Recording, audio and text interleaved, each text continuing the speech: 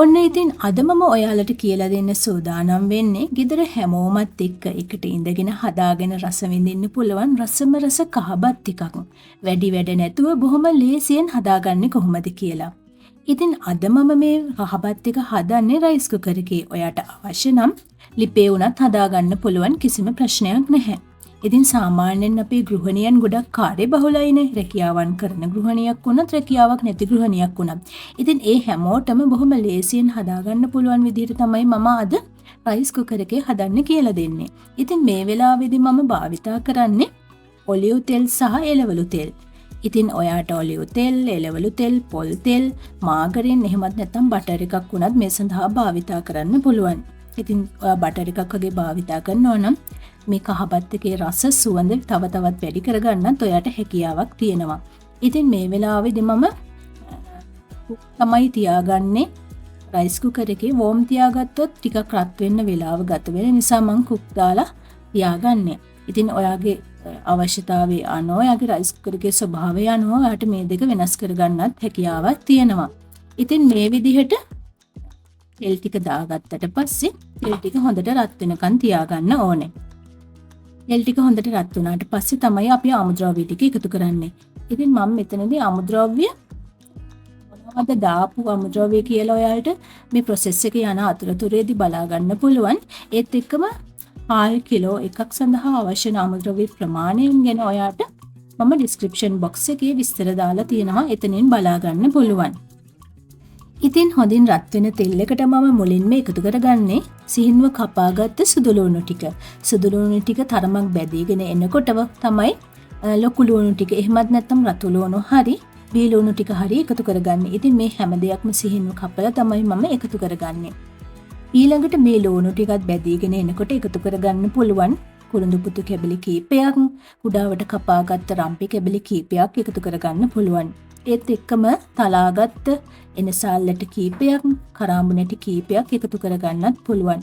ඉතින් මේ ටික ඔක්කොම හොඳින් බැදීගෙන එනකොට අවසානයේට කරපිංච ටිකක් සහ සේර කැබලි කීපයක් ඔයාට එකතු කරගන්න පුළුවන්. ඉතින් මේ විදිහට එකතු කරගත්ත අමුද්‍රව්‍ය සියල්ලම හොඳට මිශ්‍ර කරමින් හොඳින් ටෙම්පරාදු කරගන්න ඕන වෙනවා. ඉතින් මේ විදිහට හොඳින් ටෙම්පරාදු කරනකොට හොඳ සුවඳකුත් එනවා.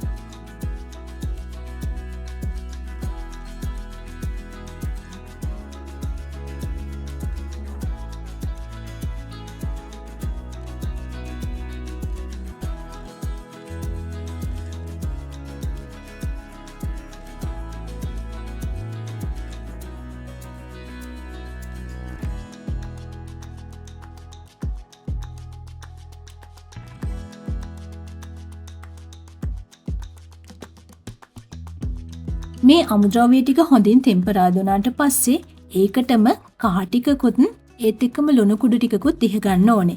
මේ ටික හොඳට මිශ්‍ර කරගන්න. ඊට පස්සේ මේකට හාල් ටික එකතු කරගන්න ඕනේ. මම මෙතනදී භාවිතා කරන්නේ කීරි සම්බා. ඉතින් ඔයාට කැමති සම්බා වර්ගයක් මේ සඳහා භාවිතා කරන්න පුළුවන්. ඉතින් මේ හාල් ටික හොඳට සෝදලා හොඳට දිය බේරගෙන තියෙන්න ඕනේ. වතුර ගතිය නැතුව තමයි මේ අපේ ටෙම්පරාදුවට මේ හාල් ටික එකතු කරගන්න ඕනේ. මේ විදිහට එකතු කරගන්න හාල් ටික විනාඩි 2-3ක් වගේ මේ ටෙම්පරාදුවත් එක්ක හොඳට මිශ්‍ර කරලා යන්තමට බැදෙන්න අරින්න ඕනේ. ඉතින් මිශ්‍ර කරමින්ම බැදෙන්න අරින්න. මොකද වතුර ගතිය නැති නිසා අපි මේක කුක්නේ දාලා තියෙන්නේ. ඒ නිසා ටිකක් අඩිය අල්ලන්න පුළුවන්. හාල් ටික විනාඩි 3ක් වගේ කාලයක් මේ ටෙම්පරාදුවත් එක්ක ටිකක් බැදුනම තමයි අපි පොල් කිරි එකතු කරගන්න අවශ්‍ය වෙන්නේ. ඉතින් ඔයාට මේ කහ බත් එක හදනකොට වතුර වලින් හදන්නත් පුළුවන්, කිසිම ප්‍රශ්නයක් නැහැ. හැබැයි මේ බත් එකේ රස ඒ වගේම සුවඳ රඳා පවතින්නේ මේ දාපු කලමනා එක්ක වගේම පොල් කිරි ටිකක් එකතු කරොත්. ඉතින් මේ විදිහට පොල් කිරි එකතු කරගන්නකොට මිටි කිරි එකතු කරන්නත් එපා, ගොඩාක් දිය කිරි එකතු කරන්නත් එපා. සාමාන්‍යයෙන් මධ්‍යම ප්‍රමාණයේ මිටි කිරි දිය කිරි වල මිශ්‍රණයක් තමයි එකතු කරගන්න ඕනේ. ඉතින් ඒ විදිහට එකතු කරගන්නකොට අපි සාමාන්‍යයෙන් බත් එකක් උයන්න අපිට අවශ්‍ය වෙන කිරි වතුර ප්‍රමාණය තියෙනවනේ. ඉතින් ඒ හා සමාන කිරි ප්‍රමාණයක් තමයි අපි මේ කහ බත් එකට එකතු කරගන්න ඕන වෙන්නේ. ඉතින් ඒ විදිහට හාල් ටික හොඳින් බැදගෙන ඒකට මේ විදිහට කිරි ටික එකතු කරලා හොඳට මිශ්‍ර කරගන්න. මිශ්‍ර කරලා ඔයාට පුළුවන් රයිස් කුකර් එක පියන වහලා කුක් කියන ෆන්ක්ෂන් එකට දාලා ඉදෙන්න තියන්න. හැබැයි ඉතින් මේ බත් එක වැඩි වෙලාවක් යන්නේ සාමාන්‍යයෙන් විනාඩි 10ක් වගේ යනකොට ඉක්මනටම බත් එක ඉදිලා ඉවර වෙනවා. ඉතින් ඒ නිසා ඒ ගැනත් සැලකිල්ලෙන් ඉන්න ඕනේ. ඔයා ප්‍රමාණවත් විදිහට වතුර දැම්මේ නැත්නම් මේ රයිස් කුකර් එකේ අඩි අල්ලන්න පුළුවන්. එහෙමත් නැත්නම් හාල්ලට ටික ඉදිලා නැති වෙන්න පුළුවන්. ඉතින් ඒ නිසා ඒ ගැන සැලකිලිමත් වෙලා ඒ ගැන අවධානයෙන් ඉන්න ඕන. බත් ටික හොඳට තැම්බුණාට පස්සේ ඒ බත් ටික හොඳට මිශ්‍ර කරගන්න. ඉතින් මේ වෙලාවේදී ඔයාට පුළුවන් ලුණු රස බලලා අවශ්‍ය නම් ලුණු ස්වල්පයක් එකතු කරගන්න. ඒත් එක්කම මේ බත් එකට ලස්සන කරන්න, රස වැඩි කරන්න ඔයාට එකතු කරගන්න පුළුවන් මුද්දලා බලන් ටිකක්, සාමාන්‍ය විදිහට බැදගත්ත කජු ටිකක්, රට කජු ටිකක්, ඒත් එක්කම හොඳින් බැදගත්ත ලුණු ටිකක් එකතු කරලා මේ බත් එක සරස ගන්න, ලස්සන කරගන්න පුළුවන්.